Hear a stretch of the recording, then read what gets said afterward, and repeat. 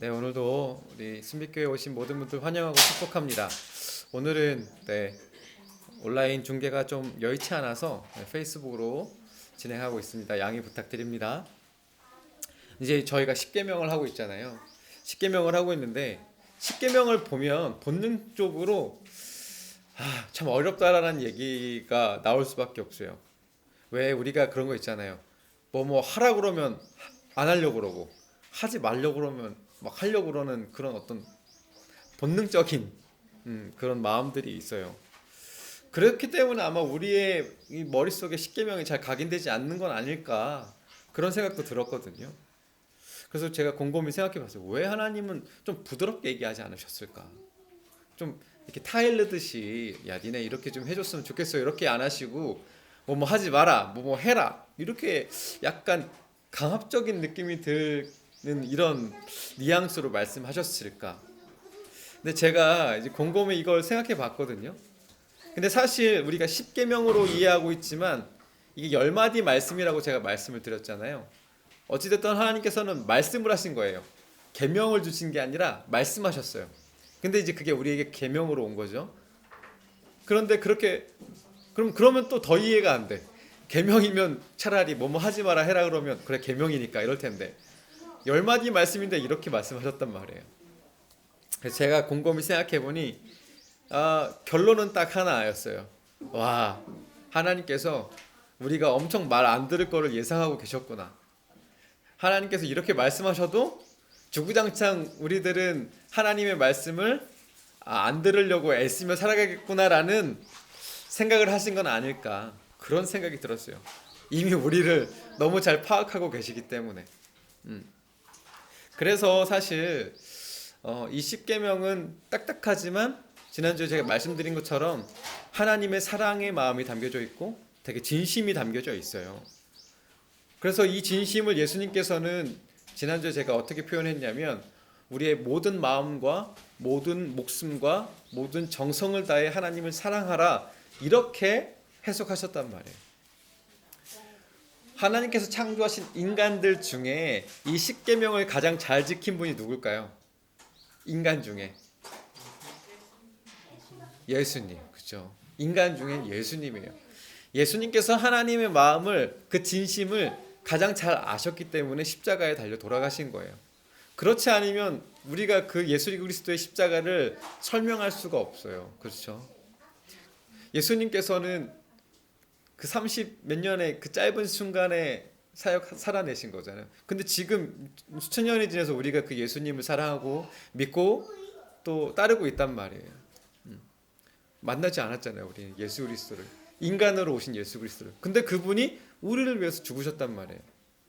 보지도 못했는데 만나지도 않았는데 결국 예수님께서 그렇게 하실 수 있었던 이유는 하나님의 마음을 알았기 때문에 하나님께서 우리를 향한 마음을 알았기 때문이 아니었을까 그런 생각이 들었어요.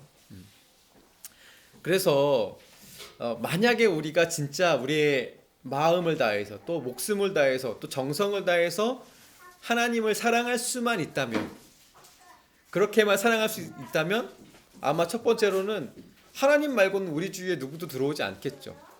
그 정도로 사랑한다면 다 그렇잖아요. 남편 보고 아내 볼 때 다 딱 그 사람은 보이잖아요. 그렇죠? 대답을 안 해. 저만 그런 거예요? 안 들어간단 말이에요. 그리고 눈에 보이지 않아도 그 숨결을 느낄 수 있어요. 지금 쳐다보고 계시는데 눈 피하고 계세요 지금. 보이지 않아도 그 숨결을 느낄 수 있어요. 제가 이걸 곰곰이 생각하다 이걸 어떤 비유로 하면 될까? 그런데 제 비유는 결국 농구로 돌아갈 수밖에 없어요. 농구를 하지 못해도 제가 이 농구 코트를 누비고 있는 그 느낌이 항상 있단 말이죠. 바라고 항상 그걸 해야지만 내가 살 것 같고 그렇게만 보이는 거예요. 다른 스포츠는 보이지도 않아.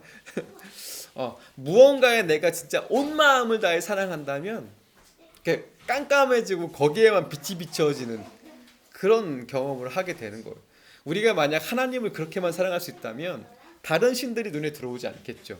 우리가 따로 하나님의 형상을 만들지 않아도 충분히 하나님의 숨결을 느끼며 살아갈 수 있을 거예요.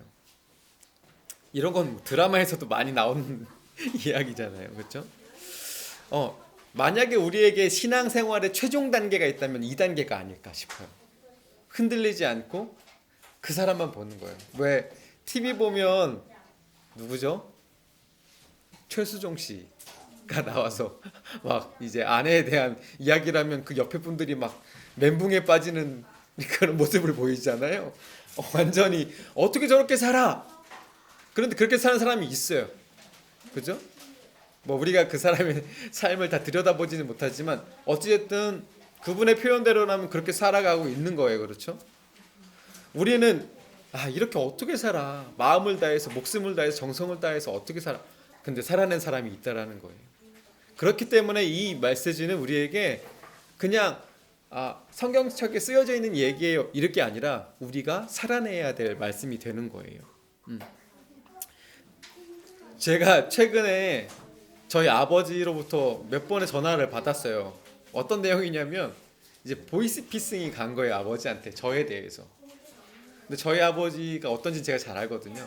저희 아버지는 den박에 딱 전화 오면 욕부터 하실 분이거든요. 아니나 다를까 아버지가 이제 전화가 왔다가 그래서 내가 욕을 퍼부어주고 이제 확인 전화하신 거예요. 그렇지 않을 거라고 아시니까 이제 이미 그냥 선조치 하시고 후보고를 하신 거죠. 이제 몇 번 있었어요. 저희 어머니는 사실 보이스피싱 처음 왔을 때 아버지처럼 못하시고 바로 전화하신 거죠. 막 떨리는 마음으로.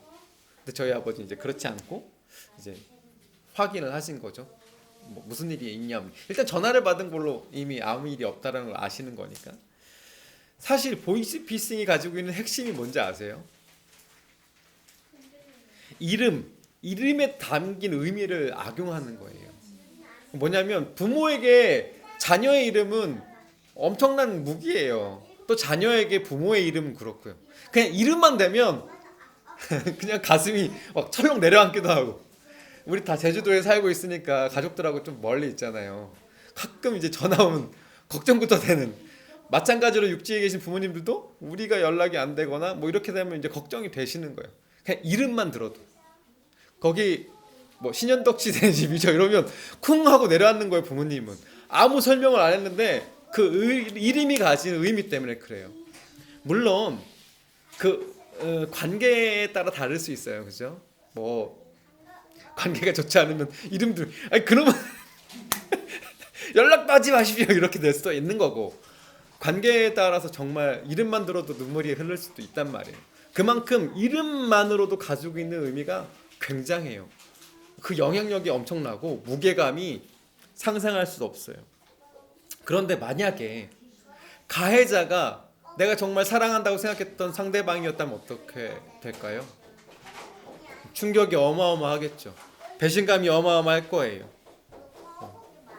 이걸 염두에 두고 우리가 이제 세 번째 계명을 바라볼 텐데, 사실 하나님의 이름은 전지전능한 능력을 다 담고 있어요.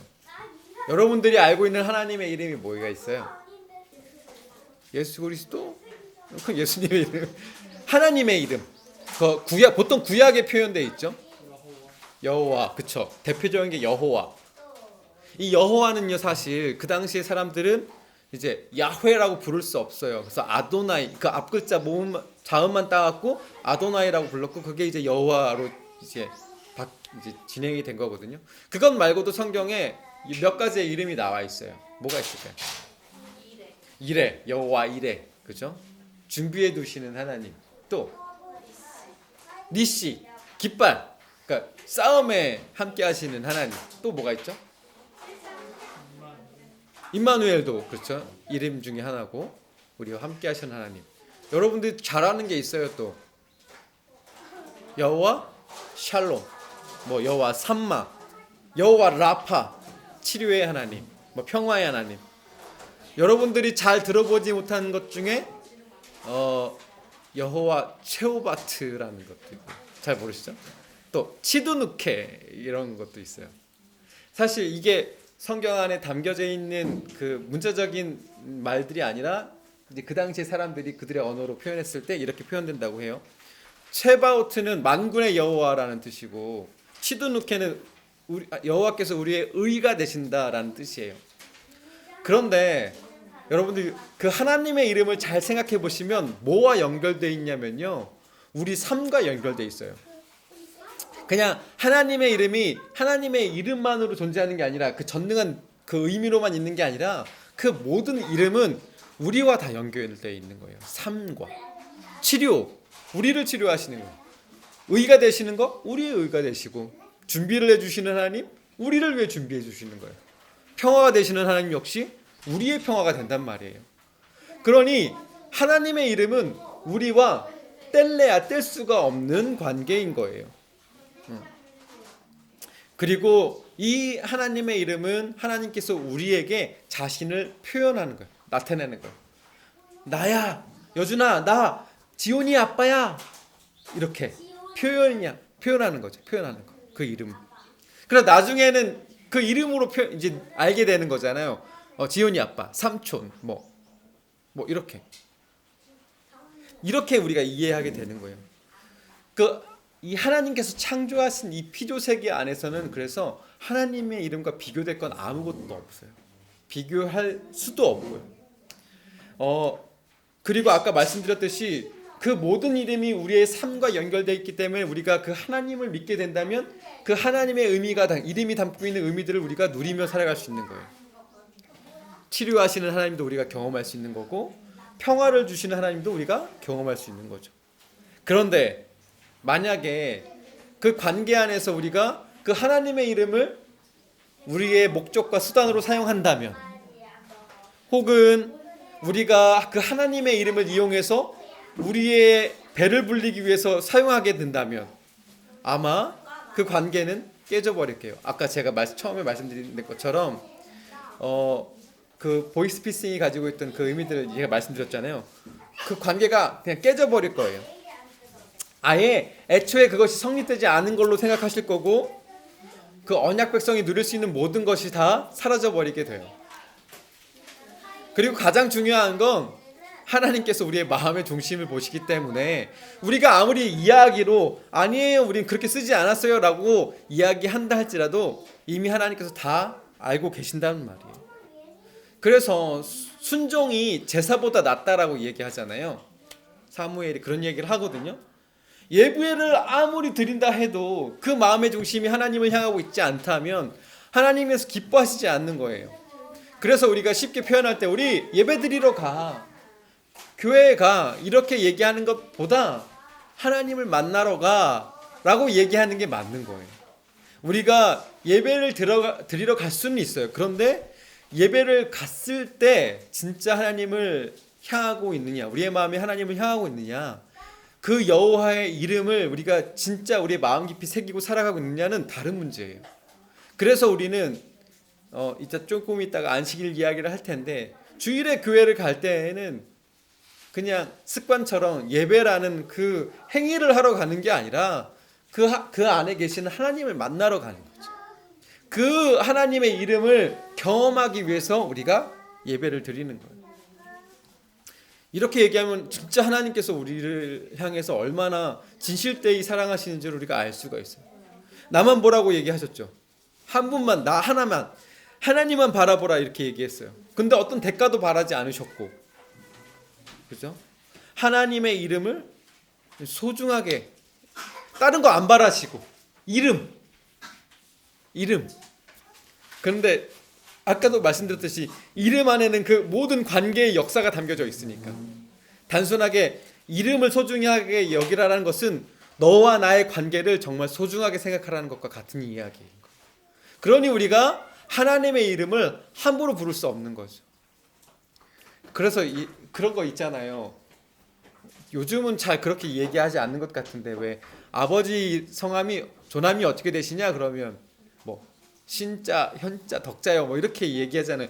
이런 게 다 그런 의미거든요. 이름을 함부로 얘기하지 말라고. 그런 의미가 다 담겨져 있는 거거든요. 왜냐하면 그 이름 안에는 그 사람의 역사, 그 관계의 모든 것들이 다 담겨져 있기 때문에 그래요. 그러니 1, 2, 3계명을 정리해 보면 그렇잖아요. 다른 신들은 보지 말고, 우상 만들지 말고, 내 이름을 소중히 여겨줘. 이건 마치 정말 사랑하는 사람이 상대방에게 어떻게 간절히 요구하는 그런 마음이 아닐까 싶어요. 나만 바라보라고, 내 이름을 정말 소중하게 여겨달라고. 그래서 이렇게 1, 2, 3계명은 정말 하나님께서 자신의 진심을 우리에게 이렇게 보여준 내용이라고 이야기할 수도 있는 거죠. 이제 네 번째 이 안식일에 대한 이야기를 할 텐데, 그래서 이 1, 2, 3계명을 다 정리해서 딱 하나로 모은 다음에 이 4계명 안식일에 대한 이야기로 얘기한다면 온전히 사랑하는 사람을 만나는 날이라고 이해하시면 돼요.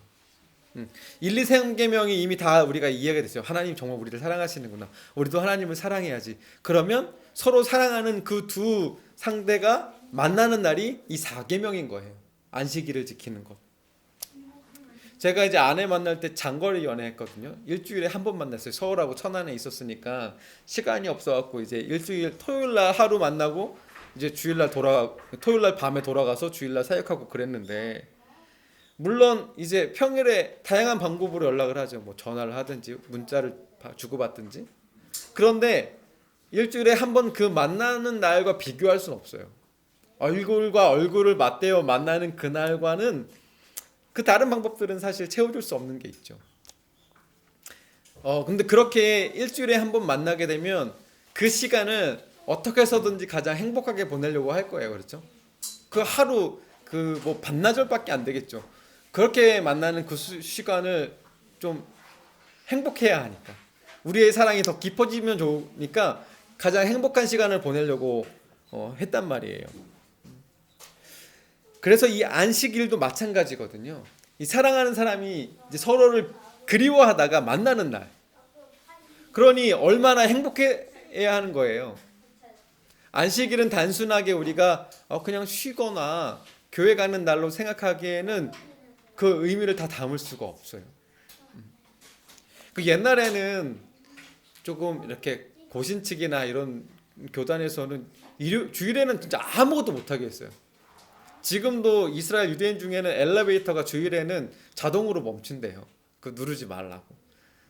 제가 어떤 책에서 봤는데, 예전에 뭐 제가 고신측은 아니었지만 제가 어렸을 때도 저희 부모님들께서 주일날에는 뭐 돈도 쓰지 말라고 그러고 뭐 엄청 심했어요. 생각해 보면은 굳이 저렇게 했어야 되나 싶을 정도로.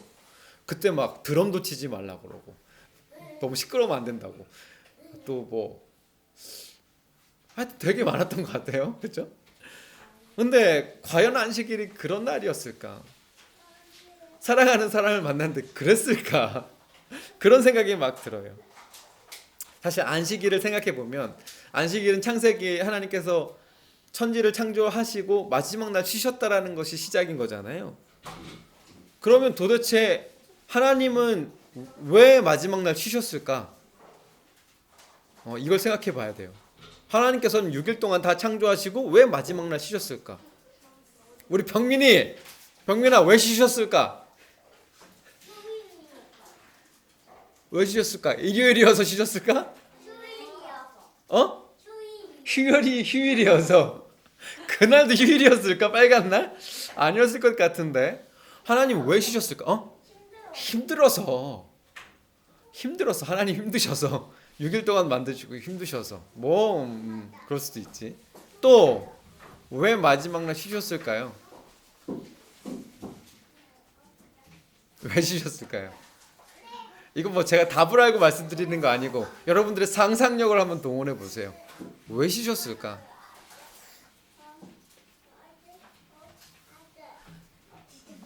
그 여러분들이 뭐 일을 하시고 났을 때를 한번 생각해 보세요. 언제 누리는 걸 보고 싶어서. 그렇죠. 또 누리는 걸 보고 싶어서. 여러분들이 일을 하고 났을 때 언제 쉬었을 때가 제일 내가 쉬어도 된다라고 딱 느껴주세요. 다 했을 때. 하나님께서 6일 동안 만드신 이 창조 과정이 완벽했던 거예요. 그래서 창조하신 피조물들이 아까 말씀하신 것처럼 누리는 걸 보고 싶으신 거고, 또 누리면서 완벽하게 창조한 이 창조 세계에 또 이 창조자를 찬양하는 것을 바라시기 때문에 7일 날 쉬셨다고 저는 생각해요. 물론 제 생각이 정답일 수는 없을 수 있겠지만 저는 그렇게 생각이 들거든요. 근데 우리도 일하다 보면 그렇잖아요. 어떤 일들이 빈틈없이 딱 완벽하게 끝냈을 때 우리가 좀 쉬자, 이제 좀 쉬겠다, 제대로 쉬겠다 이런 마음이 들거든요. 만약에 일을 제대로 마무리하지 못하고 쉰다 그러면 찜찜해요, 불편해요. 쉬는 게 쉬는 것 같지 않아요. 그런데 이 모든 것이 완벽하게 딱 끝냈을 때는 그래, 다 했다. 그래야 다 쉬고 나서 다음 일을 할 수가 있게 되잖아요. 저는 이제 마찬가지라고 생각이 들거든요. 완벽한 거예요. 그런데 죄가 우리에게 데려온 이후부터는 안식일이 완벽하지 않게 되었어요. 완벽하지 않아요. 만약에 지금 우리에게 안식일이 없다면, 빨간 날이 없다면 어땠을까요? 휴일이 없어, 공휴일이 없어, 어땠을까요? 힘들었겠죠. 더 일했겠죠. 쉬지 않고 일했겠죠. 그죠? 그렇잖아요. 그 이유는 우리 안에 더 소유하라는 욕심이 있기 때문에 그럴 거예요. 계속 끊임없이 쉬지 않고 계속 일했을 거예요. 그런데 안식일은 이처럼 불완전한 우리의 삶 속에서 완전한 하나님께서 그 시간마저도 우리를 위해서 일하고 계신다는 것을 알려주는 그런 날이에요. 죄라는 것 때문에 우리의 삶은 안식일에도 편하지 않아요. 안식일에도 불안하게 된 게 우리의 삶이에요. 죄라는 것 때문에.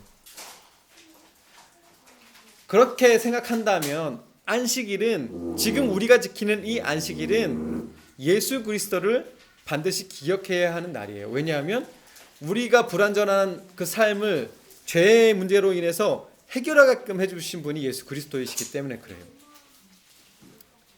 죄의 문제가 해결된 순간, 우리가 예수 그리스도를 믿게 된 그 순간이 바로 우리가 안식일을 지켜야 되는 이유가 되는 거예요. 그래서 안식일이 단순하게 휴일 아니면 교회 가는 날 이렇게 생각할 것이 아니라 우리가 정말 사랑하는 사람을 만나는 날, 죄의 문제를 해결하게 해주신 분을 기억하는 날. 우리가 아직 완전한 하나님의 나라에 살지 않잖아요. 그렇기 때문에 다시 오실 예수 그리스도, 완벽한 하나님 나라를 만드실 그 예수 그리스도를 기다리는 날이 바로 안식일이 되어야 돼요. 그거 아시죠? 유대인들이 지켰던 안식일과 지금 우리가 지키는 주일은 달라요. 이거 아시죠? 유대인들이 지키던 안식일은 굳이 요일 개념으로 얘기하자면 토요일이고, 지금 우리는 이제 일요일을 안식일로 생각한단 말이에요. 이게 왜 바뀌었냐면 예수 그리스도께서 오신 이후로 예수 그리스도를 믿는 사람들이 그 예수 그리스도의 죽음과 부활을 기억하기 위해 주님의 날을 지키기로 했고, 이 기독교가 이제 나라의 종교가 되면서부터, 이제 국교가 되면서부터 일요일이 이제 안식일이 되어 버린 거죠. 그런데 이 요일의 개념과 상관없이 우리는 이 안식일을 단순히 교회 가는 날로, 빨간 날로 기억하는 것이 아니라 예수 그리스도를 기억하는 날로 반드시 기억해야 해요. 그러니까 제가 늘 말씀드리는 거 있잖아요. 부활절이 하루만이 아니라 365일로 되어야 한다고.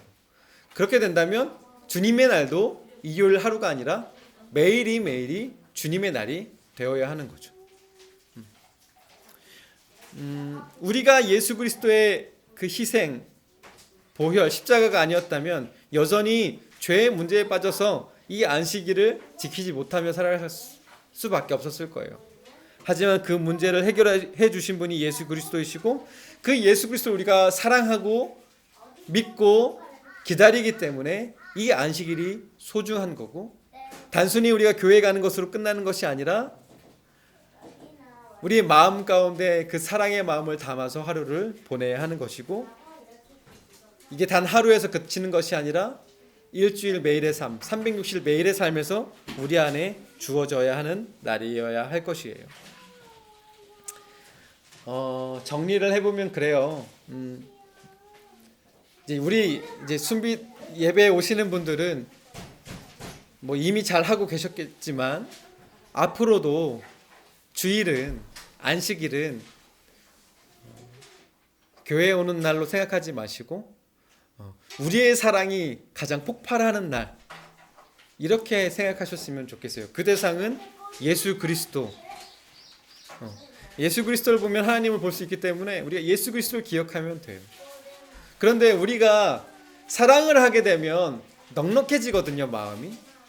그래서 오늘 읽은 우리 출애굽기의 본문에 보면 너만 안식일 지키지 말고 너와 속해 있는 모든 사람이 안식일을 지키게 해라라고 이야기해요. 우리가 사랑을 하게 된다면 행복감을 느끼게 되잖아요. 근데 이 행복감이 나만 누리는 행복감이 아니라 우리 모두와 함께 누리는 행복이 되어야 된다라고 하나님께서는 말씀하고 계세요. 그래서 이 안식일, 주일은 우리만 행복한 날이 아니라, 우리만 교회 가는 날이 아니라 교회의 모든 그 장벽들이 허물어지고 예수 그리스도라는 이름이, 하나님의 이름이 세상 가운데 흘러가는 날이 되어야 해요. 그래야만 하나님의 사랑이 내 안에만 머무는 것이 아니라 모든 장벽과 경계가 허물어진 세상 가운데 하나님의 사랑이 흘러가는 날이 되는 거예요. 우리 모두가 그런 날을 살아갔으면 좋겠습니다. 힘들지도 모르겠어요. 하지만 반드시 교회라는 장벽이 허물어져야만 그것이 가능해져요. 우리만 구원받고 우리만 사랑받고 우리만 은혜받고 우리만 은총받는 것이 아니라는 것을 우리가 마음 가운데 새겨야 되는 것이 바로 안식일이에요. 그래서 우리 모두가 그렇게 행복해질 수 있는 그런 주님의 날 보냈으면 참 좋겠습니다.